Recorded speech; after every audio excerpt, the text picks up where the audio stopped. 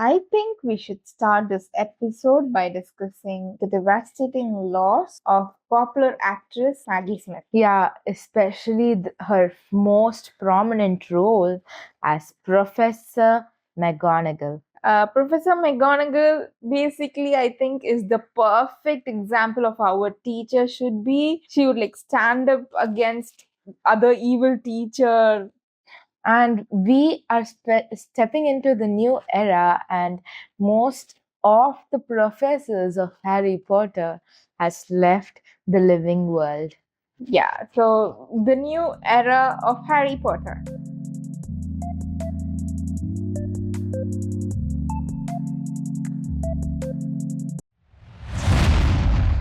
So, Harry Potter is one of our favorite things to talk about. Like, we talk about it all the time. Yeah, exactly. I love how it goes. And I just started it at the age of 14. I don't think the kids today would get to experience what we had with Harry Potter, right? Yeah, and I was like, how did you hide those movies for such a long time from me? The thing is, I was skeptical if a 2K kid like you would like Harry Potter. Okay, I was skeptical, but I think my mother had like thrown the movies at you first. Do you remember those Saturday night movies? Yeah, Saturday night Harry Potter movie marathon. exactly. So, how did it start for you then? Oh, I don't remember watching the first part, okay? But the second part, I have watched it every single day during my summer holidays in my third grade or something. I was alone. I was not lonely. I was alone. I didn't have any friends. Again, I was not lonely, okay? But Harry Potter movies were my 2 p.m. appointment every single day, at least every alternative day. Harry Potter movie as in just the Chamber of Secrets. Only the Chamber of Secrets. So, for me, it was like first the movies, and then just because the movies were so great and each actor portrayed it so well that I wanted to also have the book experience that she didn't have, and I got every book. Okay, full disclosure, I only saw Harry Potter as movies, and I have only read Harry Potter after I have become a full grown adult, and COVID happened only during the COVID break in 2021 or 22. I don't remember. I read Harry Potter, and now it's 2024. I've reread the books twice. Oh, you're just twice. I'm in like fourth or fifth time. What's your favorite part? My favorite would be first. I'll give you an order. First would be always Goblet of Fire because, as I said, I started reading in the age of 14. I don't know why is that connect, but you connect with your age characters, right? And then it would be Half Blood Prince, and then the third place would be shared by the first and the last part, Deathly Hallows and the Philosopher's Stone, because the way how you Okay. Philosopher's Stone or Sorcerer's Stone. Because how it's expressed in Sorcerer's Stone, a new universe brought to your eyes, and you can imagine it so well, is because of the writing. Yeah, I agree. You know my favorite part? My favorite part is Harry Potter 3, The Prisoner of Azkaban. Yeah, I want to know something. Is it because of Sirius Black in books or in Sirius Black in movies? No, it's not because of the actor Gary Oldman who plays Sirius Black. I do like that actor because he also plays an important role in The Dark Knight. But it's because there's no Voldemort's presence in the movie. In the first part and second part, it's all Voldemort. And again, it's all Voldemort. Here is the third part. I think it's the time to relax a bit because it's about Sirius Black, who turns out to be a good person, who they would be thinking is a bad person. So it's a character arc and everything comes together and stuff. So that's why I like the third part. Okay, so let's talk about a character now. So, which character has the most growth throughout the series? Who do you think it is? I think Ron, I would say. Ron, I think, has had a more character growth because these two, they are from Muggle world. Ron is not from Muggle world. He is totally into the wizarding world. So from the wizarding world, I think he was at first he was the ignored son because at that point their family had so much sons, and so he didn't get much attention.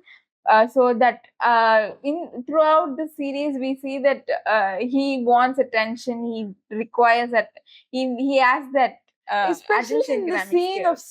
Sorcerer's Stone. Do you remember the mirror where Yeah, he be the prefect and the Quidditch captain? He wants attention. They show that in the first part itself. exactly. So that's where he's coming from. But then after some time, I think in the Deathly Hallows, they would have a fight, and then he would go back. His ego would be off the roof, and he would go back and get things together, and then come back to Harry and Hermione. It would be really hard for him, and Harry would accept it in a flick.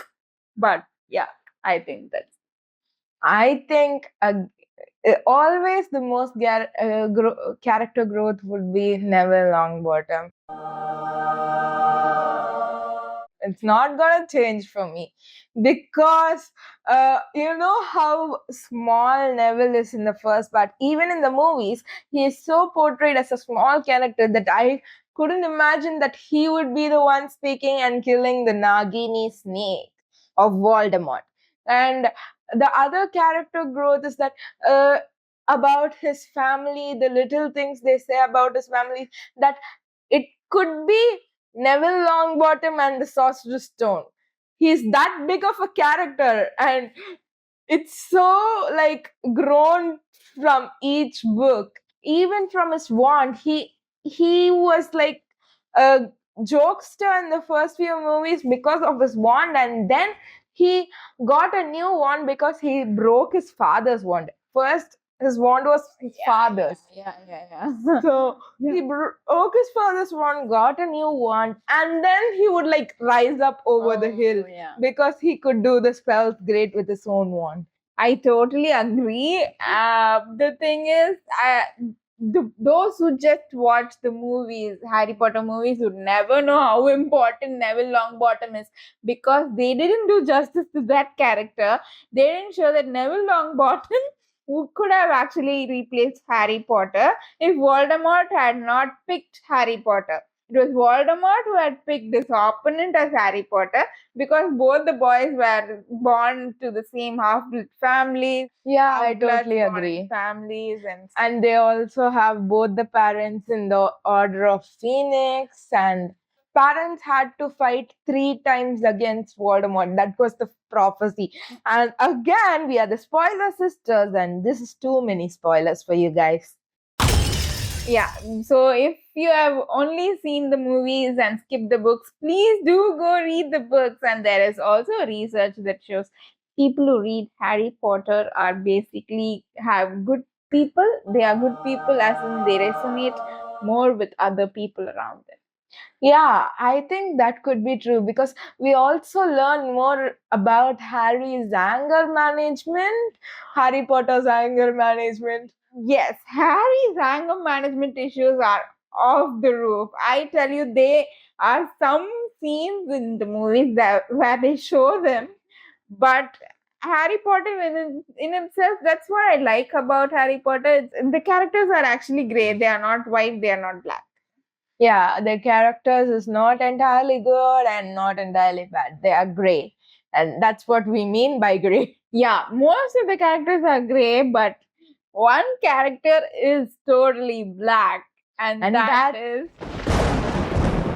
Dolores Umbridge. Some would say that she's pink, but no, she's black. Have you seen the meme which says, if Monday was a day, it's Dolores Umbridge? I mean, if every bad day is a day, it's Dolores Umbridge. Yeah, entirely. And we can't say it one day. Sometimes Mondays are happy for us. And we have to pay a tribute to McGonagall at this moment because she would be the professor who stood up against Dolores Umbridge. Yeah, the only professor, because at that time, Albus Dumbledore, professor, would have a lot on his plate to think about this. So he would be going in other stuff against ministry and stuff, and only Minerva McGonagall, professor, would be against Dolores Umbridge at Hogwarts, and because she is the assistant headmaster stuff. And this was again shown clearly in the movies to show, so they did do some justice. I hope the new HBO series does great justice to these characters. Yeah, to talk about that, how old are these characters from the movies in 2000s? Emma Watson would be like in her 30s now, isn't it? And she's also part of UN. The people who played Daniel Radcliffe, who played Harry Potter, Ronald Weasley, the actors who played Ronald Weasley, Draco Malfoy, Crabbe, Goyle, everyone would have been like, and 30s. especially the Tom Felton and Emma Watson heart. Don't get into that. Then I'll start talking about fan fiction. They want to hear about it. Actually, I think the listeners want to hear about it, but not me. Okay, I don't know if I think many people would have seen this at some point, that there is a ship, a popular ship called as Hermione. It's Draco Malfoy and Hermione Granger, two contrast characters, one Slytherin, one Gryffindor, and it's just created by fans. That's it. Do you know what's the starting point? It's because in their teenagers, Emma Watson had a crush on Tom Felton, and she actually confessed behind the stage, and Tom Felton was not okay about it, and then they just cut off, and they are good now. They are like close friends now. But I think that was the starting point for all the fan fiction. No, I think the fan fiction started with, like, there is a behind the scenes video of these two people dancing in Yule Ball. That we didn't get the footage, but there is a BTS of Draco dressed in top class tux. And you know how gorgeous Hermione looks in her pink color dress for Yule Ball, and they'll both be dancing together. And there is also a thing that goes, Draco Malfoy was actually picking up on Hermione just because he wanted her attention. Oh, I didn't hear about it, but there was another behind the scenes for the Yule Ball saying that Harry Potter, the one who played Harry Potter, Daniel Radcliffe, is learned dancing and is one of the best dancer. And Harry Potter is the worst dancer and misses his stepping and stuff. So he has to act like he's missing his stepping, and it was so weird. And then due to that, they had a behind the scenes with Hermione and Emma Watson and Daniel Radcliffe dancing together. Oh, okay. I haven't seen that footage, but a confession to make. I've been reading some Hermione fan fiction, and they are great. And they make so much sense. I mean, I won't accept Draco Malfoy if he was the same way as he was in the books, the original books, but in the fan fiction they show that after the war he has changed because Narcissa would know that Harry didn't die, but she would tell that he has died, and he would basically save Harry Potter. And Harry in turn would also save Draco Malfoy's life in the while searching for that god. Yeah, Goblet. so it's because there's two scenes in the book which happens for real. One is when Voldemort curses and Narcissa Malfoy would go and ask where Harry Potter would reply, he's in Hogwarts, he's still alive. And then she would wake up and say, stand up and say, he's dead.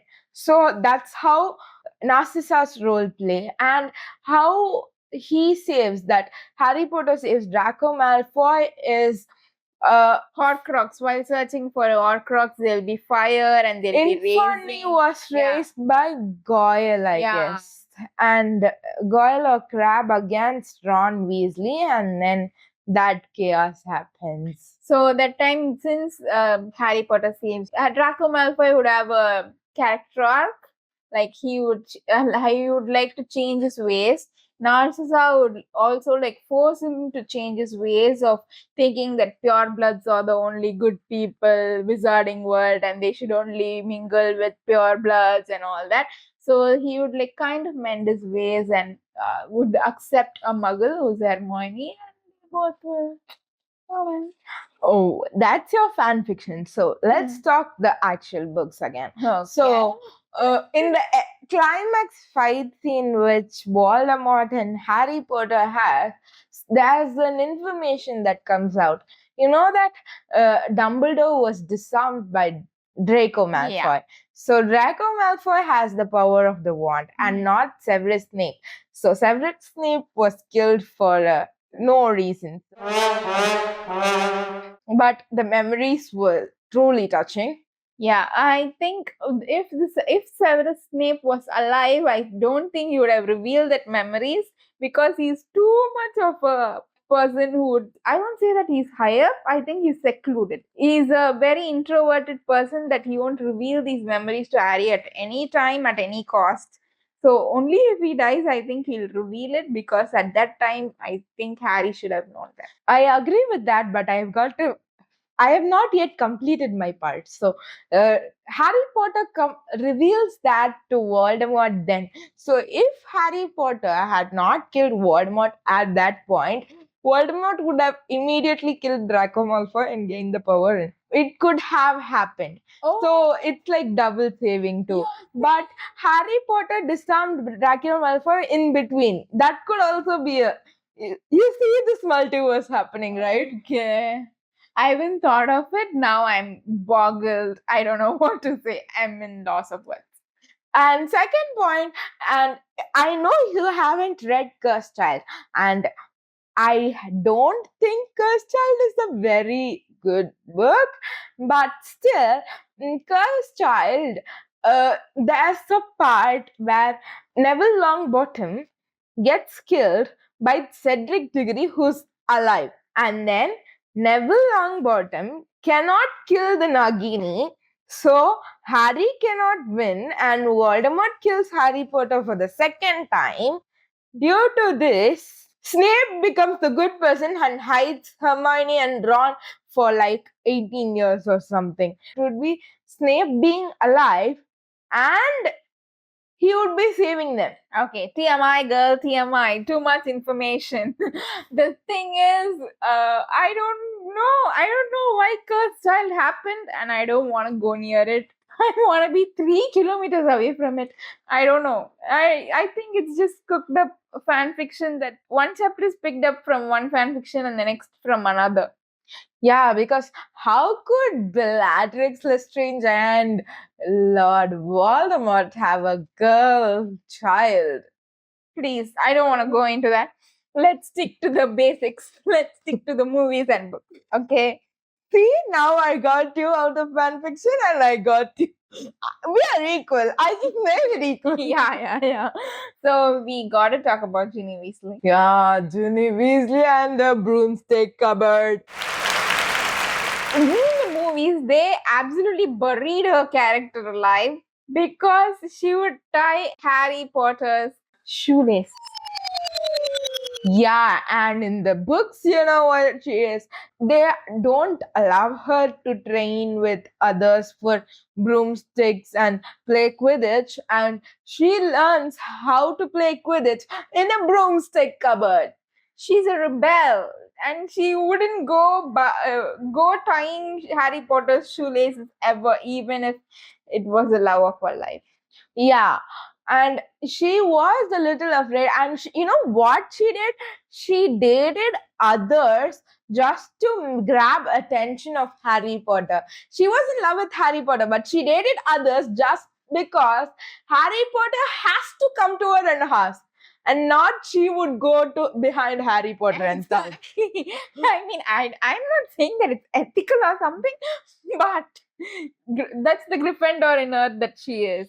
And she is an excellent Quidditch player, just as Harry Potter. And Ronald Weasley is not as good as Ginny Weasley. Yeah, I agree. I totally agree because Ron has this kind of like when he has a loved one to protect, he would have that Gryffindor in him. So he's more of a Hufflepuff, if you ask me.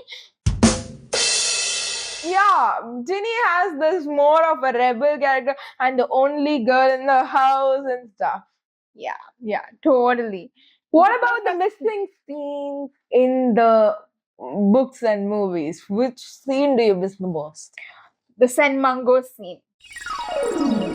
Senmango scene is actually, I think they should have just kept it in the movies because it gives a lot of depth to Neville Longbottom. As we had discussed before, Neville Longbottom is a really important character, and it shows how why this tortured soul Neville Longbottom is. Harry Potter's parents are not alive. Neville's parents are alive, but all he can do is visit them for once in 6 months at St. Mungo's Hospital. Yeah, that's a really touching one. So here's a request, HBO. Get that scene in the series now. Exactly, do it. So the next scene, actually, there's a funny scene in the starting of Goblet of Fire because in the Goblet of Fire, there's a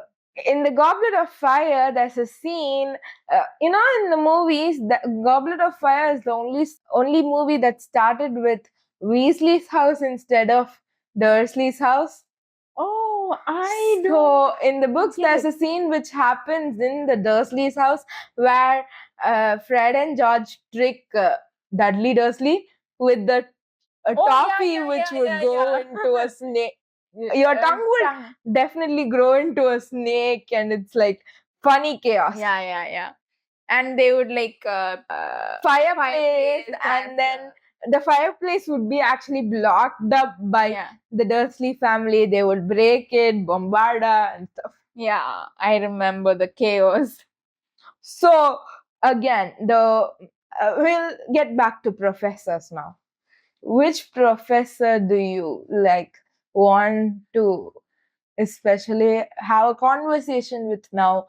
My favorite professor, I'm not saying this just for the show, but I like Minerva McGonagall. She's like the iconic teacher that we all had in our lives. But I also like Remus Lupin.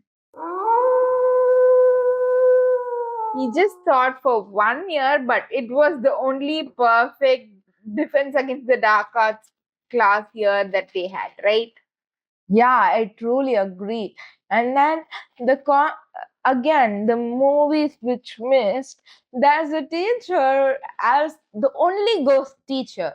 Do you know the history is like yeah, the history lessons is taught by a ghost. And again, coming back to Hagrid has many information, but he can't put it in words as teaching because the other professor who comes as his replacement and stuff does it well because she can know how to teach. So I think I'm more relatable to Hagrid as a professor because sometimes I can't put it in words. I feel that inferiority complex when it comes to teaching because I can't like have the patience of asking them to like answer and stuff, and I do it. Okay, Miss Nerd. But I see Hermione becoming a professor. I don't know why. I think Ron and Harry do belong as Aurors, but I think Hermione belongs to the castle forever as Hogwarts forever as a professor. I know you don't want me to say this, but again, there's a thing in Cursed where she is a professor. Okay? And Okay. I'll just put it as a point right there. At least But they got that right. And then Harry Potter teaches others. What do you think about that? Harry Potter is a professor? No, it's not like a professor kind of thing. He makes his own Dumbledore's army. Yeah, Dumbledore's army. I mean, it's like a support. It's like a study group, right? It's like study group where he teaches everything. I mean, it's great, and they have the secret code. And Hermione comes up with Dumbledore's army and not Harry Potter. Okay, don't give him that credit. He just teaches people, but Hermione comes up with. She tells the date and time with the tokens and everything. She's just when she wants to mess up with school rules, she just goes all out. Yeah, and it's kind of exciting, isn't it? Breaking the rules. That's the Hermione code I want to make note of. Exactly. And then, you know that there were two Dumbledores who played the role of Dumbledore. Oh, yeah. And did you spot these differences? Seeing it again now, I can clearly spot the differences between part 2 and part 3 because the first The acting Dumbledore style would itself change and the character would change. and the costumes to be talking of. The first one would be like more of red tones and green tones. The next upcoming ones would be in white or black or purplish tones. Okay. Full disclosure, I don't like Dumbledore character. I think it's an overrated character. I like Professor Snape more. I agree with Professor Snape, and I know that they turned Dumbledore into a quite evil character because he raised Harry Potter just to make him die. But again, there are few scenes which or quotes where he actually kind of encourages. Yeah, I would rather read him in a history book than see him as a person. Yeah, okay. Yeah, there are some quotes, as you say, like help will be given at Hogwarts if one asks for it. That's Or one needs to remember to light a candle during turn darkness. on the light. Turn on the light. I'm not saying Yeah, it yeah, right. yeah. And again, what about the other professors? I think one of the professors who's still alive in the living world is Professor Flitwick. Yeah, Professor. Now you have to say that. Now, come on. One of the wizard's most rudimentary skills is levitation, the ability to make objects fly. Now, don't forget the nice wrist movement we've been practicing, the swish and the flick. Now say the words with me. Wingardium Leviosa. Now try it. Wingardium Leviosa. It's Leviosa, not Leviosar. That was request to HBO to include this scene and the exact dialogue in the series. So, what new developments do we have in the HBO's new series? Again, HBO's new series. It's gonna be a series and not movies. Yeah, it's gonna be a series, and I think a couple of months ago they released a poster saying they are casting Harry Potter, the important characters from through public auditions. I mean, I would give them hats off for going for a public auditions and not a private one.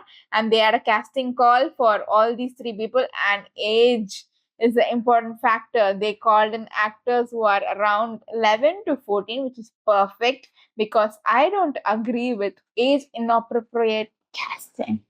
And if you don't agree, I think more of age 11 would be perfect because they have to grow with the series, and I think they would be on a tight schedule because they are growing. Because the movies, 2000 movies also face this issue because 1 year they took for first movie, and then the next year they have to immediately start because they are already 12.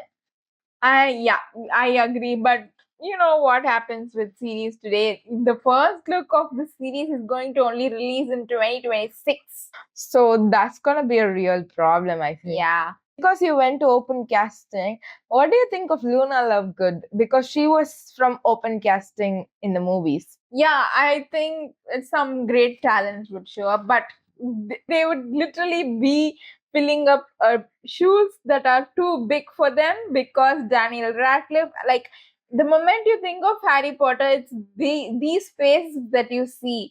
So to replace these faces, it would be a really hard time for fans or just watchers. It would be really hard for them. We have a really high expectation actually, because it's already done. We have a really high expectation of everything, but I think the advances in technology also plays a big role, because the AI and stuff could also help and sometimes ruin. Yeah, exactly. Do you remember the part where Voldemort's young self is shown? Yeah. So if they do that part, they could like get the old character who's playing Voldemort and then get De-age the character and stuff with the technology. Yeah, truly.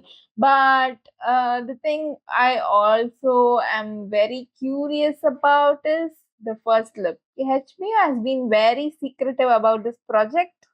So only when we get to see the first look, we can see what it is. But I'm also all in inclusion of characters. Like this, we all know that the writer of Harry Potter, J.K. Rowling. J.K. Rowling, is very anti-LGBTQ rights. Yeah. She's totally against the trans community. But I think HBO will have some inclusion of these oriented characters. That is the new era. We need to include LGBTQ now. Community members. And you know that most of the characters written by J.K. Rowling are mostly white. Yeah. And there There are that some is not Indian characters. yeah, like Padma Patil yeah, and Patel sisters. But there should be inclusive. yeah.